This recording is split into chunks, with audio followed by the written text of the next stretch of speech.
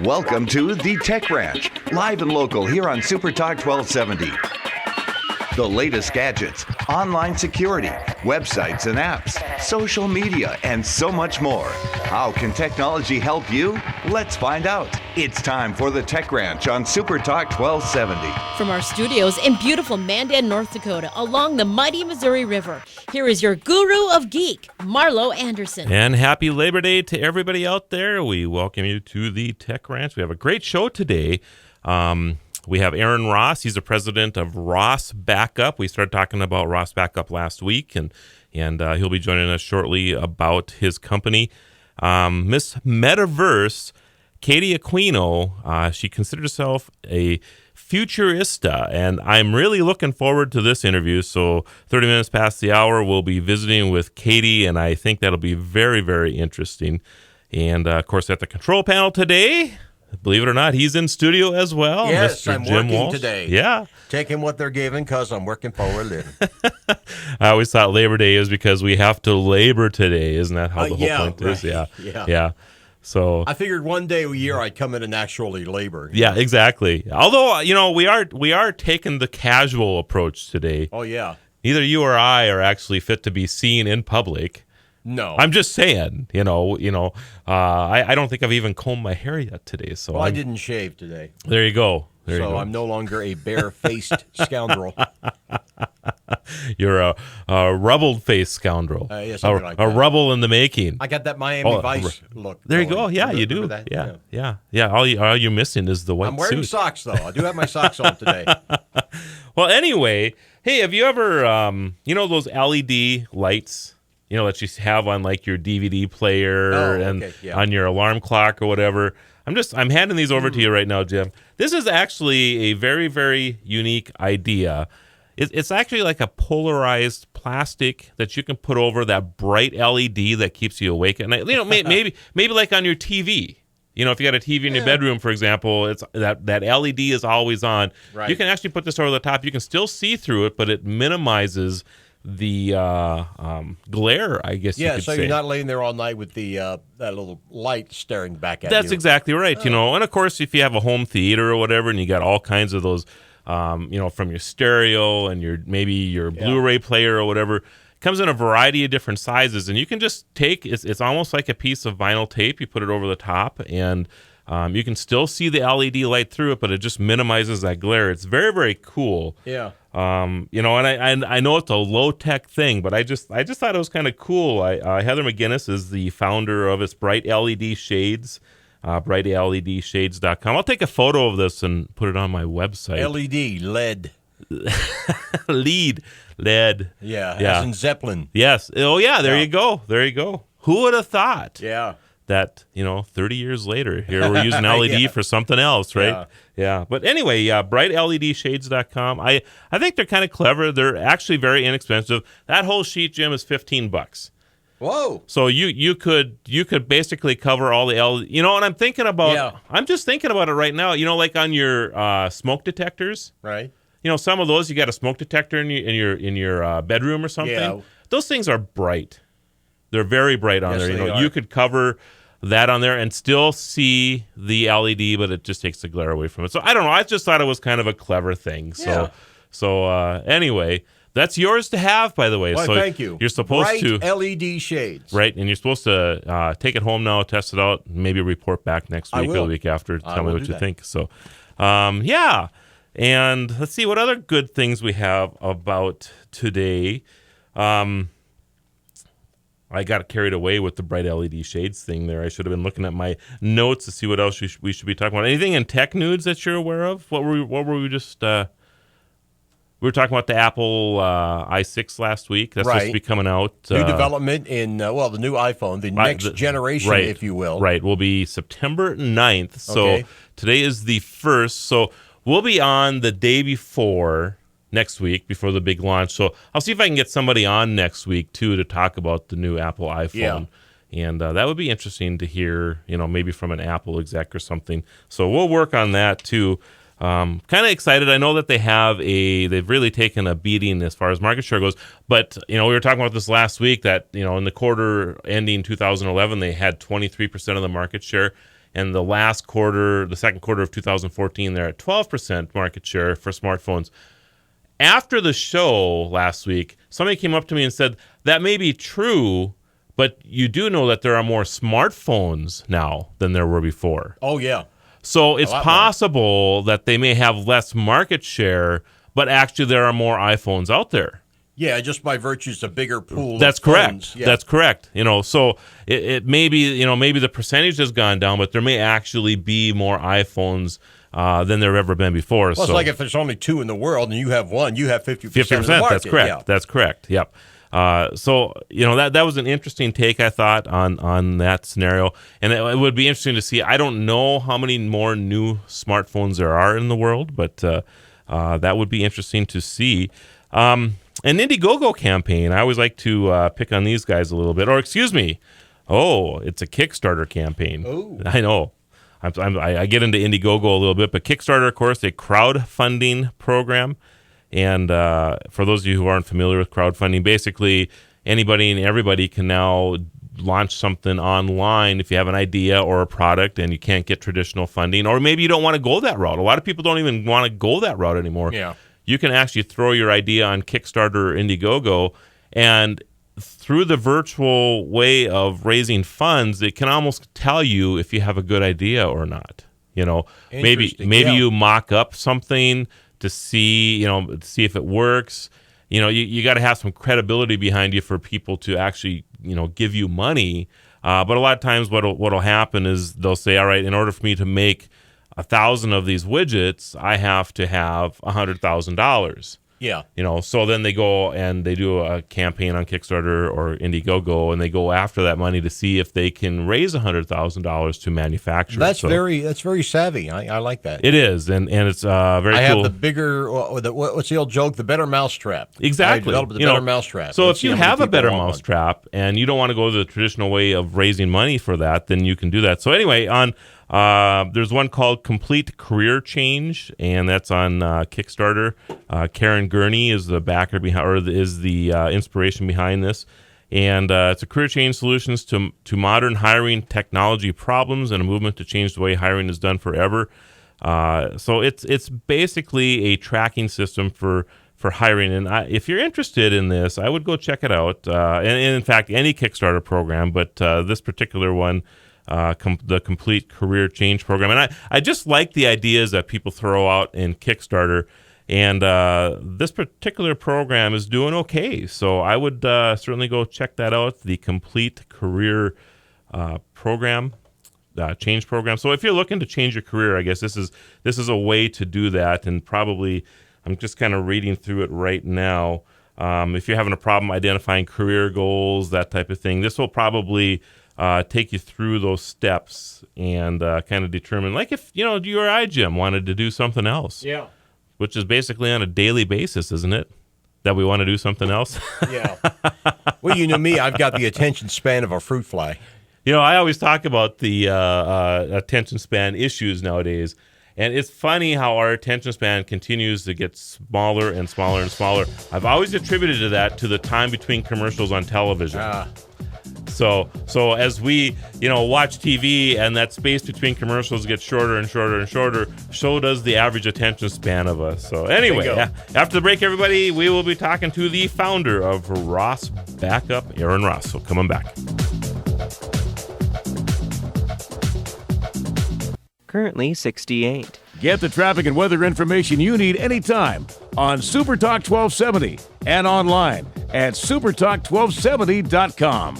Follow the Guru of Geek at facebook.com/The Tech Ranch or Twitter at Guru of Geek or thetechranch.com. Here again is your Guru of Geek, Marlo Anderson. And we want to thank all those who listen to our program across the country, around the world, on great apps and other things, I guess. Wow, it is Labor Day, Jim. That's all I can say. You and I are leisurely going into the show today here. But yes, on Tuned In. We're on Tuned In. We're on the Blueberry Network. Yep. We're on the Tech Podcast Network. And, of course, we're on our own app, Radio Pup. From Town Square Media. Yes. So we're all over the place. And last week we started talking a little bit about backup. and I had discovered a new backup program and started talking a little bit about it, Ross Backup, and I just thought it'd be so cool to actually have the founder of Ross Backup on the show. And welcome to the Tech Ranch, Aaron. Thank you so much. How are you guys doing? Hey, we're doing fantastic. Hey, I got to tell you, I will say nowadays it takes a little bit to impress me. You know, I've been around the tech world for a while, and there's things that impress me all the time. But you have a fantastic backup scenario. I mean, your program works very, very well, and I've been using it for the last couple of weeks now, and I am just thrilled with it. So I just want to start the conversation off right there. But why don't you tell us a little bit about Ross Backup? Sure. Well, first of all, I'm glad you're enjoying it. It happens to be a great program. The background is I've always been involved in computers myself. 3 years ago, we had a horrible house fire, and our entire house and everything inside was destroyed. So I was okay with it, figuring that at least my computer was safe. I was using a popular company, which I will not mention on the radio.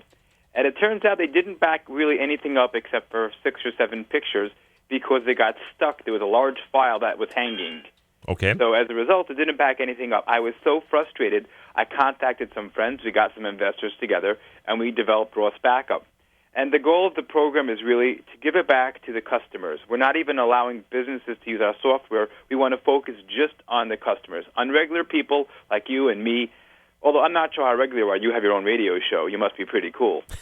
But in any case, I went ahead and we really created streamlined. There's not a lot of mishmash going on there. It's pretty simple. It backs up your computer exactly what it's supposed to do. It gives you anytime, anywhere access. We don't limit any size. We have a user now backing up, I think it's 83 terabytes and paying $5 a month.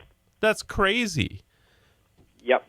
So, but yeah, and I will say that I think it took about 3 minutes to get set up, and then maybe another 10 minutes to finalize everything. I'm talking about the registration process right away, and then after that, I mean, it's been automated since.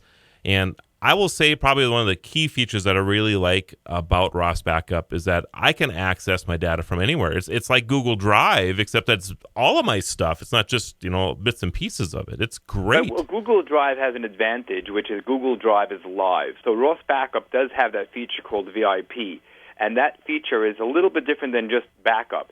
Not only does it back up your computer, but it gives you a virtual hard drive called Drive L. Okay. And that drive, wherever you save a file on it, that file you can edit from anywhere in the world, and it'll change on your original computer as well. Yeah, so when I'm at work, I'll change a document I'm working on. I'll come home, the document is changed, and it's all done real time. Plus, I can share any size document based on that. I don't think Google gives you that opportunity yet. Yeah, I guess I'm not really sure about.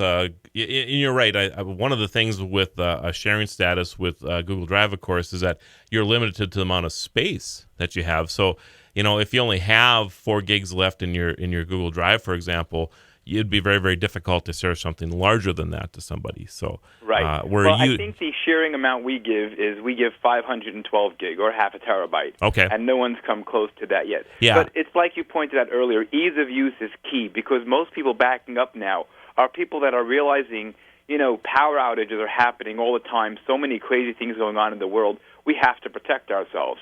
And that is the goal. Simple. Download it, get your stuff uploaded. And unlike many of our competitors, we don't throttle the bandwidth, which in layman's terms means they say, you've backed up 10 gigabytes in a day. We want to slow that down. Right. I love it when people back up to the point when the backup stops, we'll email you or even call you and say, hey, you all right? Your backup stopped. Is something wrong? Did you back up the right folders? And I will say, this is the other thing that impressed me, Aaron. When I was finished installing, I would say maybe 20, 30 minutes later after I had the backup going, got a phone call from your company. And they actually asked to see if everything was okay, if there was anything else they could do to help. I about dropped the phone when I got this phone call from you guys. So customer service is something you don't... Someone's getting a raise now. and I'm sure they had no idea that they were, I kind of came in under the radar a little bit just to see how your system worked, of course, but I absolutely love it. We took the 5 PC package because I have a couple computers out and about. I have my laptop. I have a couple computers at home, and they're all running on this now. And I just love it. I think it's fantastic. Yeah, well, thank you. We put a lot of work, and we're always looking for new ideas. We actually spoke to a customer. He called up with an idea, so we flew him in from Florida to discuss it because he had some great thoughts. We really like to hear what the customers have to say. We tried chatting, and we have a new little niche, if we were, in the world of support. Instead of discussing things, we just solve the problem quickly. So when we have a lady call up from Texas that her file's not backing up, my support team takes over her computer with her watching and calls her at the same time. Instead of going back and forth via phone, via email, we want that problem fixed because people don't have time to discuss the issues. They want them resolved. Very cool. And for those who are just joining us, if you go to rossbackup.com, very, very easy to do. And this is the first time I've ever done this, but there is we have our own coupon code. So if you use Guru of Geek when you sign in, you actually get 10% off. So Guru of Geek, all one word. And you'll get 10% off of your deal, too. I didn't get 10% off. When I signed up for the software, I have to pay full price. I love it. So the shoemaker's shoe story, I guess. That's I gotta right. Pay him full. That's exactly right. So, yeah, I really encourage people to go do this. It is very, very easy. The two things that I always hear about, Aaron, is when it comes to backing up, because you probably guessed I probably own a computer shop, and I do. I mean, we repair computers all the time. And the number two reasons that we get why people don't back up their information is cost, and it's too complicated. And you've taken that whole scenario out of this game, and I just congratulate you on that. I think it's fantastic. Well, thank you. There's actually a third reason why people don't back up now. It's because of all the cloud issues they've been having with people hacking. Actually, I was on Fox a few days ago on Channel 11 this morning discussing it because people are worried that other people can access their files. Right. But with Ross Backup, we have a two-tiered level. I cannot obviously discuss the way it works, but even if someone were somehow to guess your password, it would really be very difficult for them to figure out what to do and how to get past our encryption. We take this stuff very seriously. So when you back something up, it's for you to see, and you can control how secure from your screen. If you want it encrypted on the way up, only encrypted when it's stored, you pick and choose, and we will make sure it's as encrypted as you want it to be. That's great to hear as well, because you're right, absolutely. People are a little concerned about the online security situation, and probably one of the reasons why people still like to have a backup in-house is for that reason. So, Jim, you got a question too? Or okay, Jim's coming up to the mic here. I just figured he had a question for you. So, Jim, we're gonna have to get you involved in Ross Backup here too one of these days. All right. So, hey, Jim, how you doing over there? I didn't even know there was a gym over there. How's it going? Not too shabby. I'm not quite awake. I'm almost awake, so I'm well, good to it's Labor Day. You're allowed a little bit, hangover and stuff like that. He's hanging out with the tech geezer right now. Hey, Tech, how you doing? Right.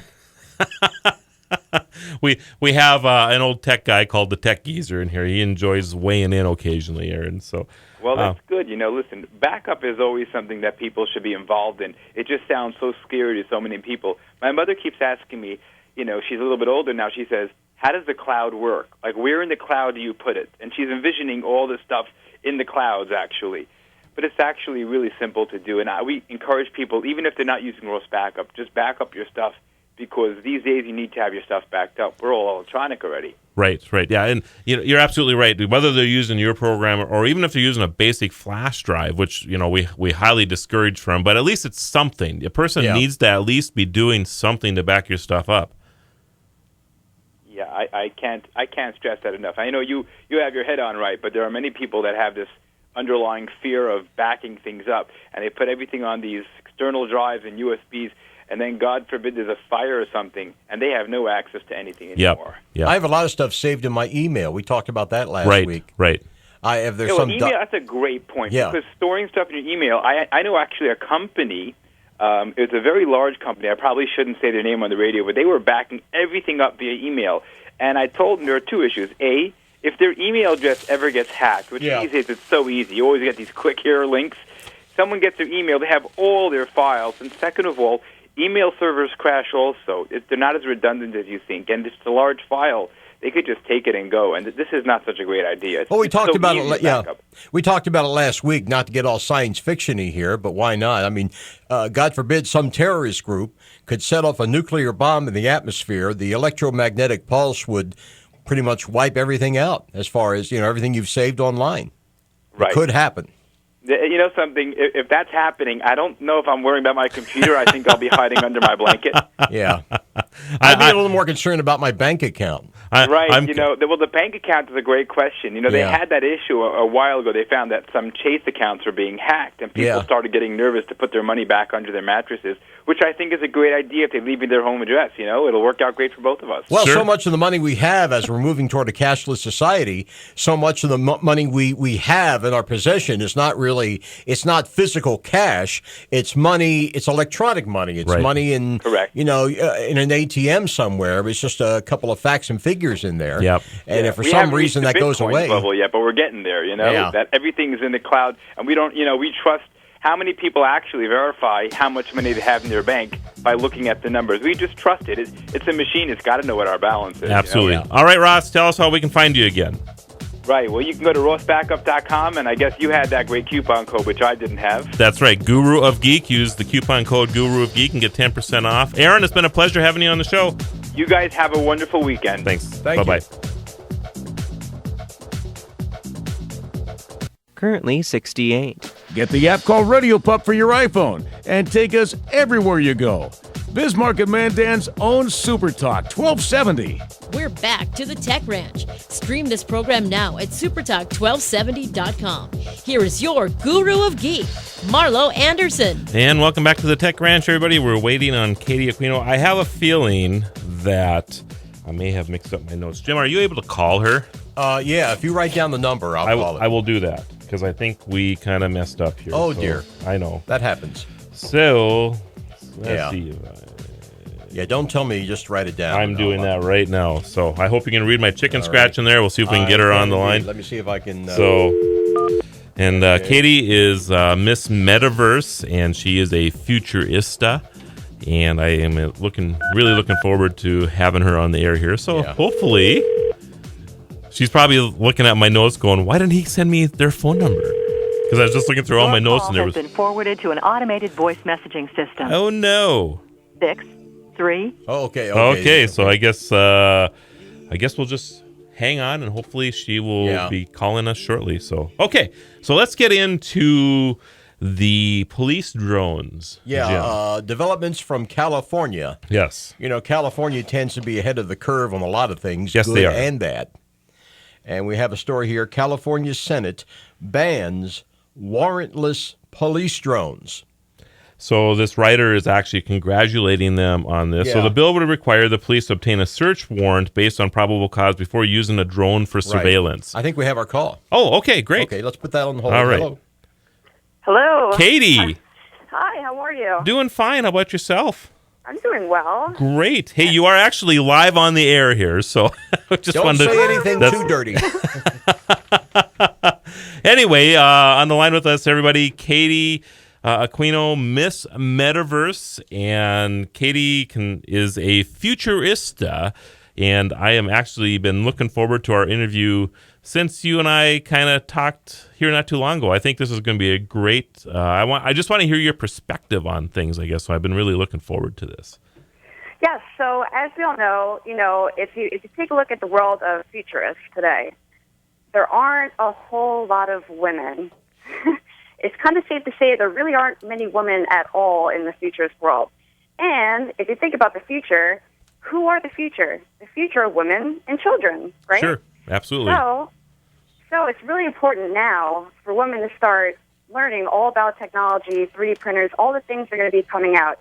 Because, digital literacy is a huge topic today, and we want to get everyone up to speed, and women need to really learn, don't be afraid of technology. Don't be afraid of all the cool things that are coming out. It's easier than ever for us women to be able to show that, we could do everything that guys are doing in technology. It's not just for men. There's so many women that are just totally kicking butt and taking names in the tech world, and they're just not getting as much publicity as they should be. Well, and I will say, Katie, I've been attending CES probably for 20 years now. If you're familiar with that show, Consumer Electronics Show, and in Las Vegas, and it used to be that it was, I would say 95 to 98% men at this show, right? And it always just kind of boggled my mind too. I mean, that we didn't have more women involved in the technology industry.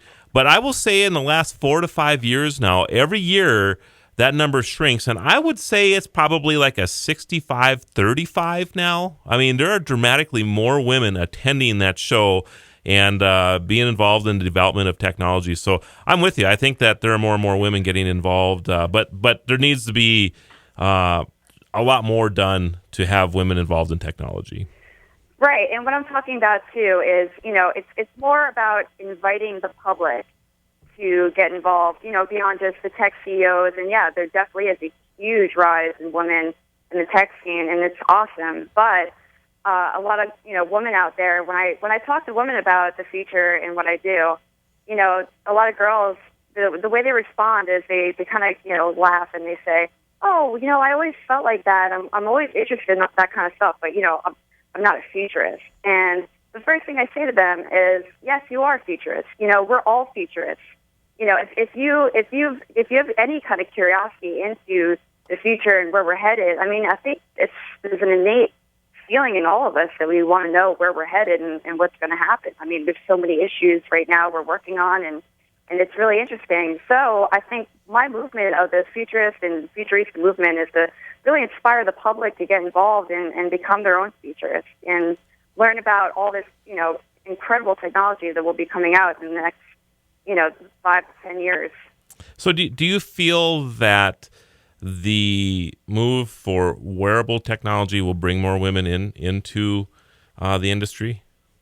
Yes, I think the women are probably going to be a huge part in the wearable tech scene. And I think I'm going to stop you right there, Katie. There's a lot of people that probably have no idea what we're talking about. So why don't you explain what wearable tech is? Okay, so hello, everyone. All right, here's our little 411 of wearable technology. Okay. So basically where we're headed is, you already see Google Glass. It's, people wearing the glasses. It's basically, it's all about multitasking, really. So wearable tech can be, anything from a wearable camera that you have. Everything's going to be smart, and this is what I call upgradia. Right now we're entering a time in our lives where everything is going to be upgraded to being smart. Everything has to have a function. And, the generations like Generation Alpha, they'll be growing up to not know what it's like to have something that doesn't have a purpose or be connected to the web. So this upgradia time we're going through is really interesting because we're kind of in that middle phase. And right now, with all the wearable technology, it's giving us the ability to be, multitasking. And a huge thing of what we'll be doing is integrating both worlds, both the internet world and also our real world. And that's called AR, or augmented reality. And augmented reality is, let's say, using Google Glass or whatever wearable tech, you do have on, something built into your shirt or something smart. You'll be, walking down the street, you can have Google Glass, and, you can see a map before you where you're headed.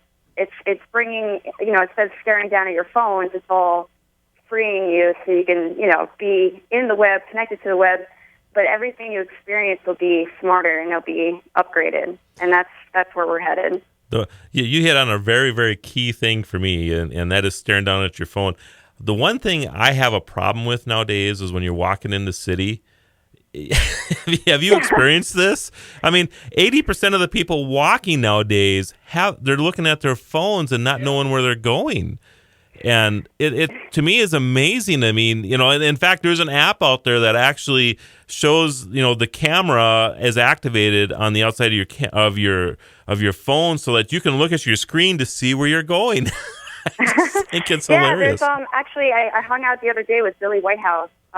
She's a designer and founder of Wearable Experiments, and they're a really great company. And they actually just came over here to New York. And they actually created something called the Navigate jacket.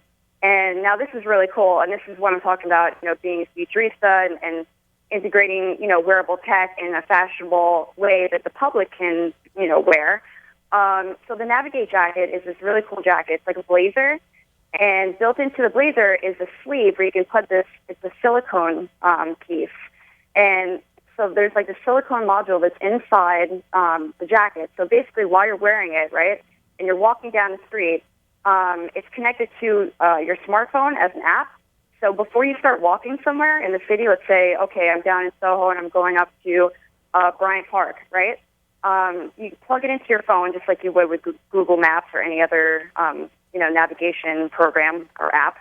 And as you start walking, right, the jacket or the silicone, piece, it actually taps you left, once for left, and then like twice for right. Don't quote me on that. I think it's one of those. And then it'll actually tap you multiple times to tell you actually arrived at your destination. So, this is how, you don't have to stare down at your phone. It's almost like having a virtual friend tapping you on the shoulder, say, hey, make a left, or hey, make a right. You just keep on going, doing your thing, and you don't have to look at your phone at all. That's pretty clever. Pretty clever. Yeah. So let's and if you got time, Katie, I'm going to actually keep you over for the next segment. Is that okay? Yeah, definitely. Okay. Right, great. So let's get into 3D printers a little bit. Where do you see the future for 3D printing? All right. So right now, there's been a lot of debate about, every time I talk about 3D printing, everyone's like, oh, well, someone's going to 3D print guns. And, of course, there are going to be certain things we have to watch out for with any technology that could give people more access to do bad things. Sure. I mean, that's definitely a thing. But on the other hand, there's a lot of really great things that are happening with 3D printing. And one is, it's actually Intel's 21st Century Robot project. It's a really cool project. And I actually blogged about it recently. And then basically, like in the next year, they're trying to get people to learn about, robots. And it's actually really fun for kids to start learning about, technology. And you'll be able to 3D print, parts to your own robot and then actually, have a robot at home. It's really cool. I mean, there's so many great things that you could, get your whole family involved when it comes to 3D printing. And a huge thing that I like to talk about is what I call the maker family. Okay. And this is a subculture of people that is really booming, and it's really great. I mean, families are really connecting over, learning how to make things using 3D printing, and it could be anything from bracelets to, anything basically you want to make. I mean, the 3D printers are becoming so affordable, and it's a really great way for families to bond. All right, everybody, after the break, we will continue our conversation with Miss Metaverse Katie Aquino, so come on back. Currently 68. Your news leader, weeknights at 6 and 10. Super Talk 1270. Follow the Guru of Geek everywhere he goes. Post your comments or questions at thetechranch.com. Once again, your Guru of Geek, Marlo Anderson. And joining us on the phone, Miss Metaverse Katie Aquino. Katie, it's been a pleasure having you on the show so far. We were just talking about 3D printing and where you think things are going, so we'll just continue that conversation. What about things other than manufacturing? Do you see any other uses for 3D printing there? Yeah, absolutely.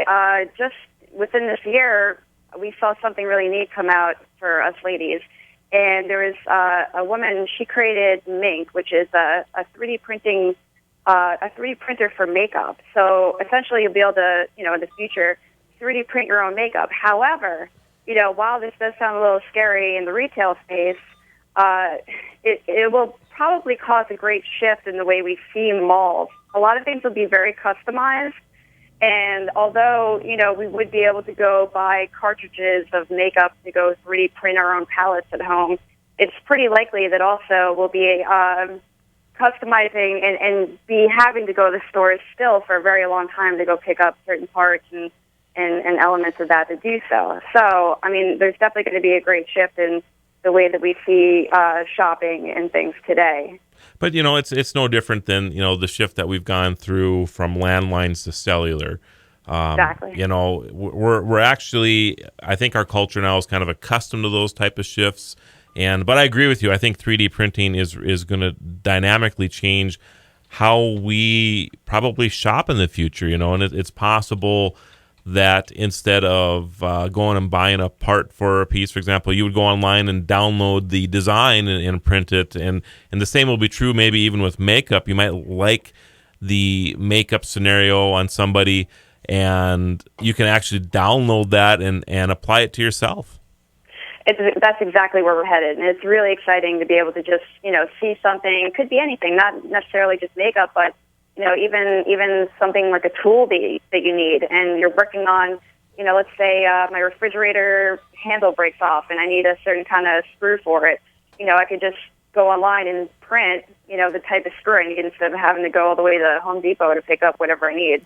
And you think about it, even with exploration, let's talk about space. One of the things that you can't do is carry a ton of parts. And if you have the ability to carry a 3D printer and the ability to make things as you need them, I mean, that changes the whole way we think about exploration as well. Yes, NASA's already working on, incorporating the 3D printing in space, and that's definitely going to be a huge thing, especially while we're looking to, start colonizing the moon. That's some exciting things we get to talk about. Absolutely. There are some huge leaps coming in the next 10 to 15 years, and it's all really exciting. And I just love that it's such a DIY world that we're entering right now. So, Katie, if we want to know more about your world, I guess you could say, how do we find you online? Right. So I just launched my new website. It's futuristmm.com. So futuristmm.com. And you can check out some of my videos are on there.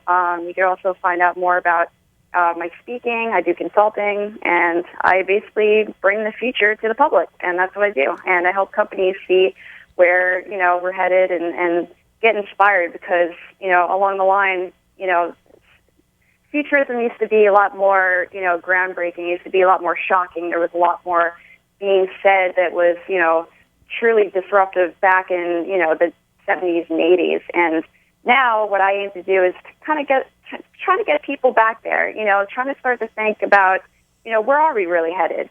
How can we do things better? And that's something that's really important today. Absolutely. And I'll post your website as well on the techranch.com, everybody. So if you're driving or whatever, don't pull over and write it down or whatever. We'll just get it on the Tech Ranch later.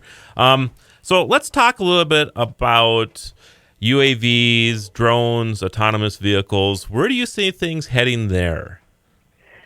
Well, I mean, it really depends. I was really excited about, the Amazon drones, but in a way, there are going to be a lot of problems with that. Are they going to sound like 1,000 bees outside of your house all the time? I mean, there are going to be some problems with, having so many drones, but there is really great support with the idea of it. And as we were saying before, with 3D printing, you might not really need drones to come drop off so many things from Amazon or whatnot, However, when it comes to drones and security and things like that, I mean, there's so many issues right now with that, I mean, how far can we really go with having, drones be collecting data on, the people and things like that? I mean, it's a topic that is talked about pretty widely in my area. Well, Katie, it's funny you just led right into our conversation here. Jim just actually printed out, and Jim, go ahead and talk about this. Story out of California here earlier this month. Well, let's give you the headline first. California Senate bans warrantless police drones. Earlier this month, the state assembly voted to require police to obtain warrants to use drones for surveillance, except in exigent circumstances, whatever they may be. And now we learn that the state Senate has passed the legislation by a 25-8 vote. The bill would require the police to obtain a search warrant based on probable cause before using a drone for surveillance. Okay. So pretty much exactly what you were just talking about right there. How do you feel about that particular scenario about having police actually having to get a warrant? Well, I think that there's a lot of things that are very troubling about the current state of security in our country right now. I mean, it's no secret right there. It kind of seems like, sure, we do have, we could require a warrant to, have a drone fly over certain areas, but it's going to be a while till we get, a real tight grip on, how it's even being used. I think a lot of people don't even understand what potential, drones can actually have. I mean, what exactly are they filming? How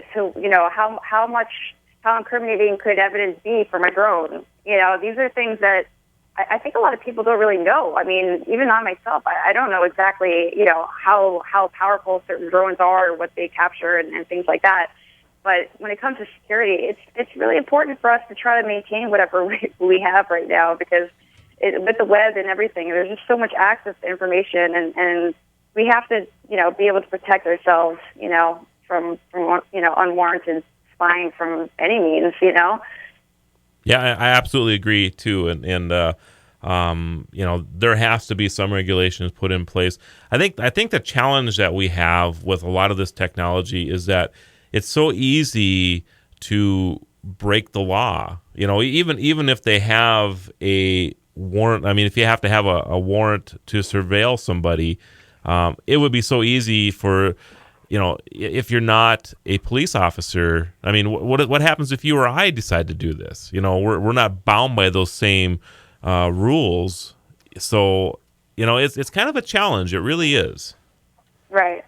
So go ahead. It definitely is. It definitely is, because another thing we need to think about too is it's not just big government with their drones. It's also the people. How are we going to deal with people? We already have people that could throw a camera on a GoPro and fly it to somebody's backyard. Right. Yeah. That's already happening. That's right now. So how are we going to deal with the people? How are we going to deal with each other, being able to essentially spy on each other or use this technology? You can already Google a satellite photograph of your own house. Right. I think one of the things that, and I'm pretty involved in autonomous development myself, and in fact a corridor. Maybe you and I will talk about this in the future, but I think one of the things that would be interesting is that when you buy a piece of property, that you actually own the airspace above it. So that maybe for privacy concerns that, like a mineral rights type of thing, maybe there's a privacy rights that you can't fly into that space without some type of consent, just throwing some ideas out there, I guess. But that's where I kind of see this going, because how do you stop somebody from flying above your house and taking photos if you don't have that kind of right? Well, how is it different from a police helicopter going over your house? That's another question. Right. Yeah. It's already happening. I mean, it's already been going on. It's just that to what extent, can things that are caught, captured by, what's being looked for, with how closely are people being, watched by either each other, or government, or whatnot. Right. These are things that are going to be in the future. They're going to be around. These problems won't go away anytime soon, by any means. I agree. So let's get on to maybe like autonomous cars. Okay. We just have a couple minutes left here. So give me your version on where you think we're going. How is the car going to change in the next 10 to 15 years? I'll say something. When I was young, right, I was told. I mean, when I was in high school, I've always been the futurist. I've always been into the far-out concepts and whatnot. But I really was excited about, the Moeller flying car. I thought for sure that would have been around by now, when I was You younger. and me both, actually. I can't believe we're still running on four wheels, actually. But going beyond that, where do you think we're going? Yeah, I think we're definitely going in, driverless cars for sure. I think within the next, 10, 15 years for sure. It would seem very primitive for us to be still driving cars ourselves. Yep. Of course that there will be for sport and for leisure like we already do now, but I mean, there's already like the Google driving cars and the statistics, of them. It's even watch sci-fi movies. I like to say, as futurists, it's great to always be watch sci-fi movies, because a lot of what the future is a collaboration of what we think the future will be. Exactly. All right, Katie, I got to cut you off right there. Let's do this again, okay? Everybody, we'll be back same time next week, and Katie, you and I are going to continue our conversation sometime in the future. Have a great week, everybody.